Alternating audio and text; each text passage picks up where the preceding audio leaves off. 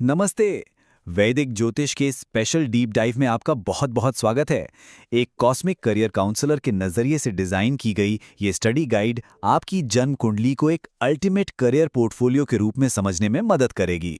तो चलिए ज्योतिष के उन गहरे रहस्यों को डिकोड करते हैं जो हमारी प्रोफेशनल जर्नी को आकार देते हैं। आज हम देखेंगे कि कैसे ये प्राचीन ज्ञान हमारी मॉडर्न करियर प्रॉब्लम्स को बिल्कुल सटीकता से सुलझा सकता है। आज के इस सेशन में हम एक बहुत ही स्ट्रक्चर्ड रास्ता अपनाएंगे।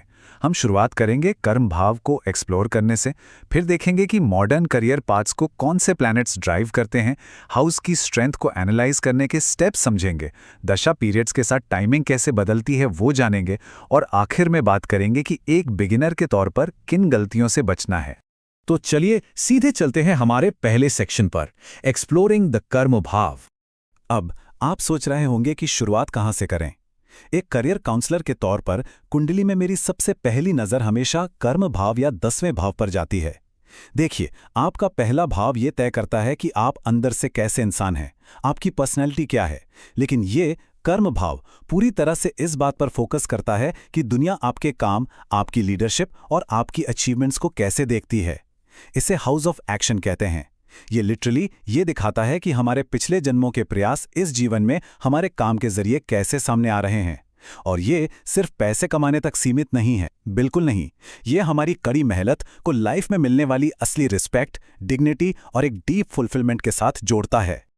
आपने अक्सर नोटिस किया होगा ना कि कुछ लोगों को सक्सेस कितनी आसानी से मिल जाती है, जबकि कुछ को अपने करियर के पीक तक पहुंचने के लिए लगातार पहाड़ जैसी चढ़ाई करनी पड़ती है। इसका सीधा सा जवाब ग्रहों की प्लेसमेंट में छुपा है। जब जुपिटर और वीनस यानी गुरु और शुक्र जैसे शुभ ग्रह 10वें भाव से जुड़ते हैं तो वो प्रोफेशनल लाइफ में एक नेचुरल हार्मनी और स्मूथनेस लाते हैं। इसके एकदम उलट मार्स और सैटर्न यानी मंगल और शनि जैसे पापी ग्रह शुरुआत में जबरदस्त चैलेंजेस तो देते हैं, लेकिन यही वो ग्रह हैं जो आपकी एम्बिशन को बहुत ही पावरफुली ड्राइव करते हैं। वो आपको आग में तपाकर कुंदन बनाते हैं। आगे बढ़ते हैं हमारे दूसरे सेक्शन की तरफ, planets driving modern career paths.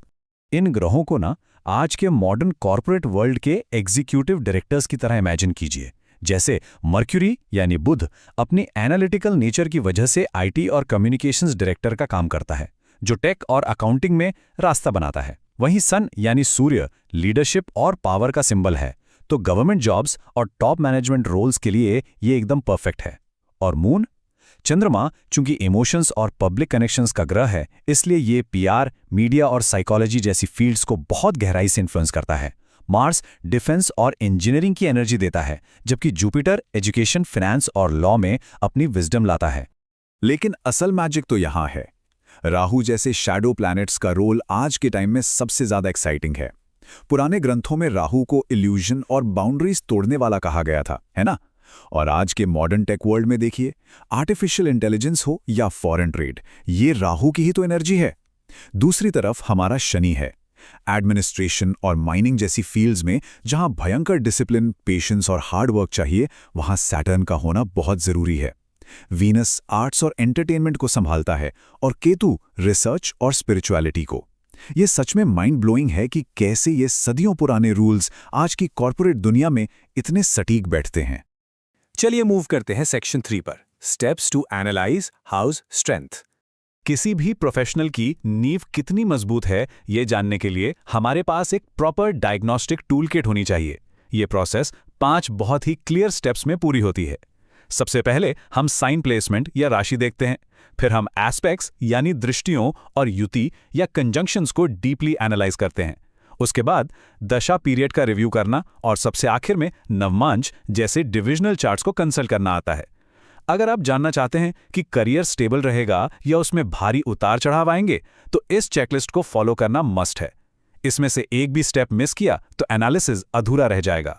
एक बात और जो बहुत क्रूशियल है, जब आपका 10वां भाव आपके दूसरे भाव से जुड़ता है, जो कि आपकी वेल्थ या जमा पूंजी का भाव है, या फिर छठे भाव से जुड़ता है, तो आपकी सोशल स्टेटस और फाइनेंशियल गेन्स लिटरली कई गुना मल्टीप्लाई हो जाते हैं।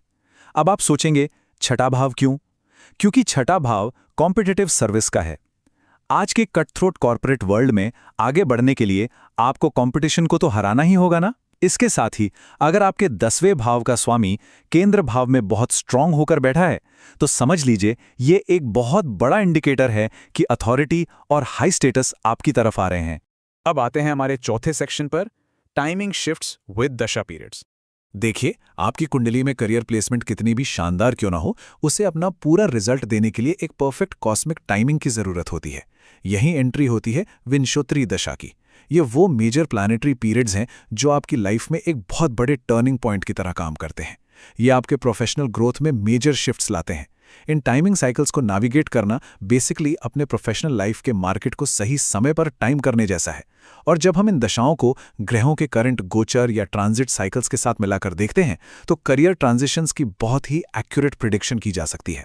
हर दशा लॉर्ड का अपना एक स्पेसिफिक आउटकम होता है और इसे समझना आपको एक बहुत बड़ा स्ट्रैटेजिक एडवांटेज देता है।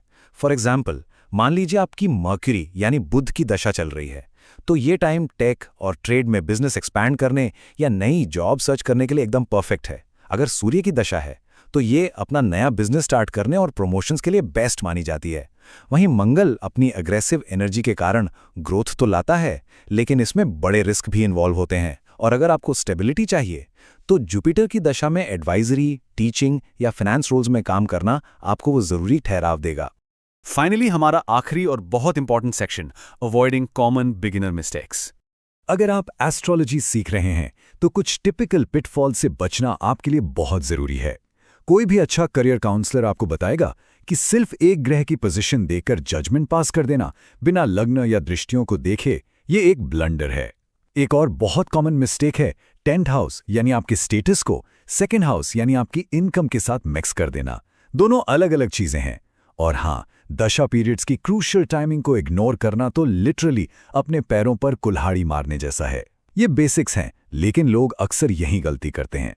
कभी कभी ऐसा भी होता है कि ग्रह 6th, 8th या 12th हाउस जैसे दुस्थान में बैठे होते हैं या फिर बहुत ही नीच अवस्था में होते हैं। ऐसे में जो प्रोफेशनल रुकावटें आती हैं उन्हें दूर करने के लिए स्पेसिफिक स्पिरिचुअल रेमेडीज यानी आध्यात्मिक उपाय करना बिल्कुल एसेंशियल हो जाता है। अगर आप इसे इग्नोर करते हैं तो ये आपकी एनालिसिस की सबसे बड़ी कमी होगी।